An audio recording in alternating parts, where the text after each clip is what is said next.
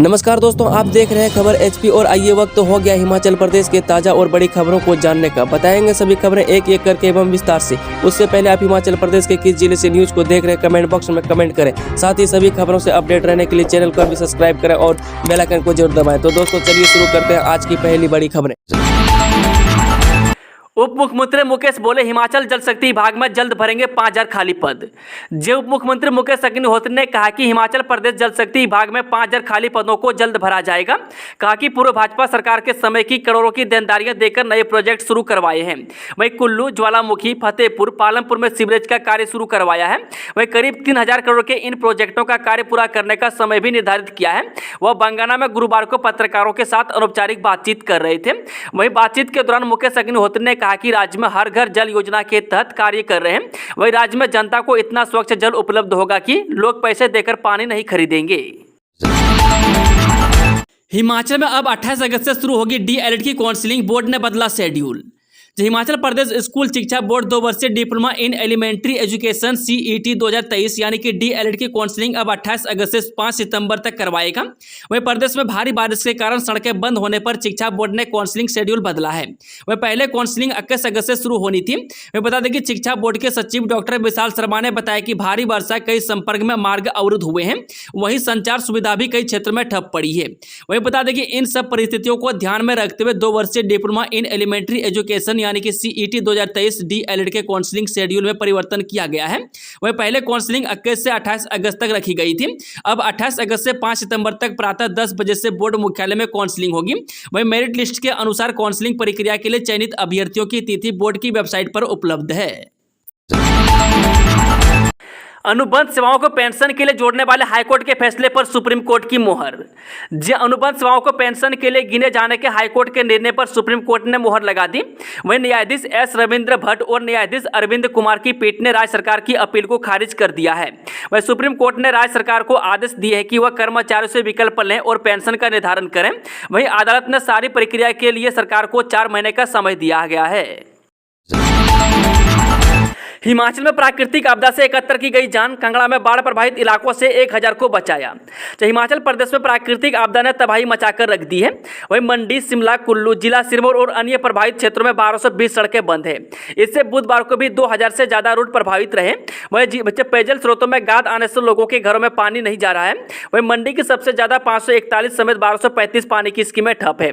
उधर हिमाचल प्रदेश के कांगड़ा जिले में बाढ़ के हालत बने हुए हैं।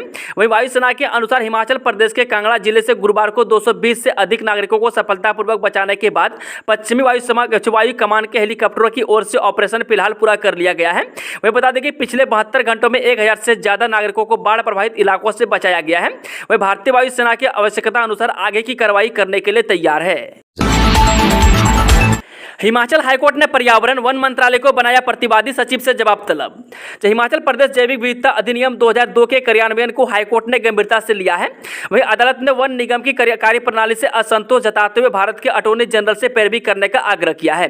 वहीं बता दें कि अदालत ने पर्यावरण और वन मंत्रालय को प्रतिवादी बनाते हुए सचिव से जवाब तलब किया है। वहीं मुख्य न्यायाधीश MS रामचंद्र राव और न्यायाधीश अजय मोहन गोयल की खंडपीठ ने मामले की सुनवाई 18 सितंबर को निर्धारित की है। वहीं बता दें कि हिमाचल प्रदेश जैविक विविधता अधिनियम के कार्यान्वयन में विफल रही सरकार और वन निगम के बाद अदालत ने भारत के सबसे बड़े न्यायवादी से इस मामले में पैरवी करने का आग्रह किया है। वहीं पीपल फॉर रिस्पांसिबल गवर्नेंस ने जैविक विविधता अधिनियम 2002 के कार्यान्वयन के लिए हाईकोर्ट में याचिका दायर की है। राशन डिपो में नहीं पहुंचा दालों का कोटा, उपभोक्ता परेशान। हिमाचल प्रदेश के सिरमौर जिले की उचित मूल्य की दुकानों में दालों की खेप नहीं पहुंची है। वहीं आधा महीने से ज्यादा वक्त बीतने के बाद भी उपभोक्ताओं को पूरा राशन नहीं मिल पाया है।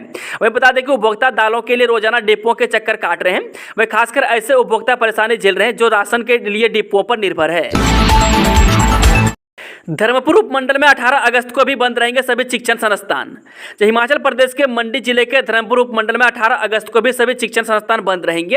वहीं उपमंडल में हुई बारिश के चलते अभी तक विभिन्न गांवों की सड़कें बंद है। वह फिर से बारिश की संभावना है। वहीं विद्यार्थियों व स्टाफ की सुरक्षा को ध्यान में रखते हुए एसडीएम धर्मपुर राजेंद्र गौतम ने 18 अगस्त को उपमंडल के सभी स्कूल, कॉलेज, ITI, आंगनबाड़ी केंद्र व ट्रेनिंग सेंटरों को बंद रखने की अधिसूचना जारी की है। चक्की मोड़ के बाद अब दो सड़का के पास सड़क धंसने का खतरा। कालका शिमला नेशनल हाईवे 5 पर परवाणु से सोलन तक बने 4 लेन पर वाहन चालकों की मुसीबतें कम होने का नाम नहीं ले रही है। वहीं कई जगह पूरी सड़क तो कई सड़क का एक हिस्सा धंसना शुरू हो गया है। वहीं तंबू मोड़ और चक्की मोड़ के बाद अब धर्मपुर कुमारहट्टी के बीच दो सड़का के समीप सड़क धंसना शुरू हो गई है। इससे सड़क के ठीक नीचे धर्मपुर के सिहारड़ी गाँव पर खतरा मंडराने लगा है। हालांकि चक्की मोड़ पर गुरुवार दिन को सभी तरह के वाहनों की आवाजाही सुचारू रही, लेकिन शाम को चक्की मोड़ के पास फिर मालवा आने से हाईवे फिर बंद हो गया। वहीं हाईवे पर मालवा आने से यहां वाहनों को रोक दिया गया है। प्रदेश में बढ़ाई जाए ऑटोमेटिक वेदर स्टेशन की संख्या, सीएम सुक्खू ने अधिकारियों को दिए निर्देश। मुख्यमंत्री सुखविंदर सुक्खू ने संबंधित विभागों के अधिकारियों को प्रदेश में स्वचालित मौसम केंद्र ऑटोमेटिक वेदर स्टेशन की संख्या बढ़ाने के लिए उपयुक्त कदम उठाने के निर्देश दिए हैं। वह बुधवार शाम यहां आयोजित उच्च स्तरीय बैठक की अध्यक्षता कर रहे थे। वहीं मुख्यमंत्री ने कहा कि AWS स्थापित करने से मौसम से असंबंधित अद्यतन यानी कि रियल टाइम डाटा उपलब्ध होगा, जिससे मौसम की प्रतिकूल परिस्थितियों में समय पर उचित कदम उठाने में मदद मिलेगी।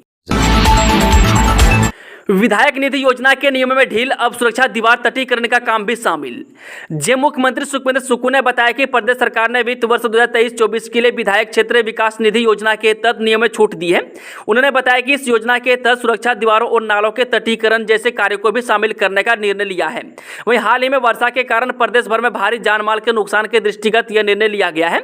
उन्होंने बताया कि इस योजना के तहत अब विधायक अपने अपने क्षेत्र में संरक्षण के इस तरह के कार्य करवा सकते हैं। श्रावण अष्टमी मेले को फूलों से सजे शक्तिपीठ, श्रद्धालुओं के लिए 24 घंटे खुला रहेगा चिंतपूर्णी मंदिर। श्रावण अष्टमी नवरात्र मेले के लिए मैया के मंदिर रंग बिरंगे फूलों से सज गए हैं। वहीं गुरुवार से शुरू श्रावण अष्टमी नवरात्र के दौरान प्रदेश के 5 शक्तिपीठों में मैया की विशेष पूजा अर्चना की जाएगी। इसके अलावा मैया को विशेष व्यंजनों के भोग लगाए जाएंगे। वहीं प्रदेश के 5 शक्तिपीठों में श्री ब्रजेश्वरी देवी, श्री ज्वालामुखी, श्री नयना देवी, श्री चामुंडा देवी तथा छिन्नमस्तिका धाम चिंतपूर्णी मैया के स्नान, श्रृंगार व आरती का अलग अलग समय तय किया गया है। वहीं बता दें कि श्रावण अष्टमी नवरात्र मेले के दौरान चिंतपूर्णी मंदिर श्रद्धालुओं के लिए 24 घंटे खुला रहेगा। वहीं चिंतपूर्णी मंदिर के बिरादरी सभा के प्रधान रविंद्र छिंदा ने बताया कि नवरात्र में मैया के दर्शनों के लिए मंदिर 24 घंटे खुला रहेगा। वहीं सुबह 4 बजे मैया के स्नान के बाद श्रृंगार किया जाएगा और मैया को आरती के साथ भोग लगाया जाएगा। इसके बाद दोपहर 12 से 12:30 बजे तक मंदिर बंद रहेगा। वहीं नैना देवी मंदिर नवरात्र में रात 12 से 2 बजे तक बंद किया जाएगा। वहीं इन 2 घंटों में मैया का स्नान और श्रृंगार के बाद मैया की एक साथ 4 आरतियां की जाएंगी। PMGSY 3 के तहत 254 सड़कें होगी अपग्रेड, केंद्र ने 2643 करोड़ किए मंजूर। लोक निर्माण मंत्री विक्रमादित्य सिंह ने बताया कि केंद्र सरकार ने प्रधानमंत्री ग्राम सड़क योजना 3 के बैच 1 के तहत वर्ष 2023-24 के लिए ग्रामीण क्षेत्रों की 254 सड़कों को अपग्रेड करने के लिए 2643 करोड़ रुपए की स्वीकृति प्रदान की है। उन्होंने इसके लिए केंद्र सरकार और विशेष तौर पर प्रधानमंत्री नरेंद्र मोदी, केंद्रीय ग्रामीण विकास मंत्री गिरिराज सिंह तथा केंद्र के समक्ष हिमाचल के हितों की पैरवी करने पर मुख्यमंत्री ठाकुर सुखविंदर सिंह सुक्खू का आभार व्यक्त किया है। सीएम ने बारिश प्रभावित सरकाघाट क्षेत्र का लिया जायजा, प्रभावितों को वित्तीय सहायता की घोषणा।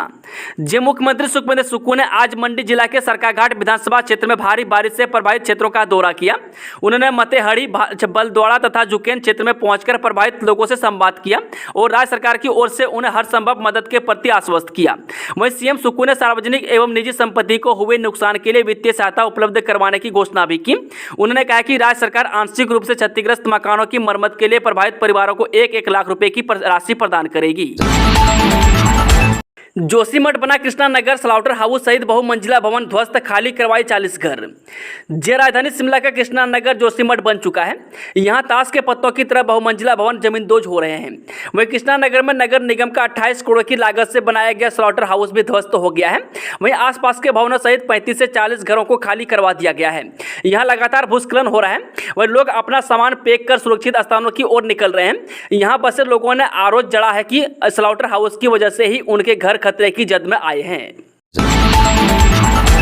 चलिए वो चलते हैं आज की आखिरी खबर। चांद पर लैंडिंग का काउंटडाउन शुरू, प्रोपल्सन मॉड्यूल से अलग हुआ विक्रम लैंडर। भारत का तीसरा चंद्रमा मिशन चंद्रयान 3 का अगला इम्तिहान शुरू हो गया है और अब मिशन के लैंडिंग की तैयारी है। वहीं गुरुवार को चंद्रयान 3 लैंडर मॉड्यूल यानी कि LM को प्रोपल्सन मॉड्यूल यानी कि PM से अलग हो गया। वहीं विक्रम लैंडर को आगे मैंने 100 किलोमीटर की यात्रा खुद तय करनी है। इसके लिए उसे एक तो ऊंचाई कम करनी होगी, साथ ही स्पीड भी घटानी होगी, क्योंकि चंद्रयान को धीरे धीरे चांद की सतह पर उतारा जाएगा। दोस्तों, आज की खबरों का सिलसिला ही समाप्त होता है। अगर जानकारी पसंद आई तो वीडियो को लाइक शेयर चैनल को सब्सक्राइब जरूर करें और कमेंट बॉक्स में कमेंट करके बताएं कि आप न्यूज़ को किस जिले पंचायत से देख रहे हैं। Thank you, all the best, जय हिंद, जय हिमाचल।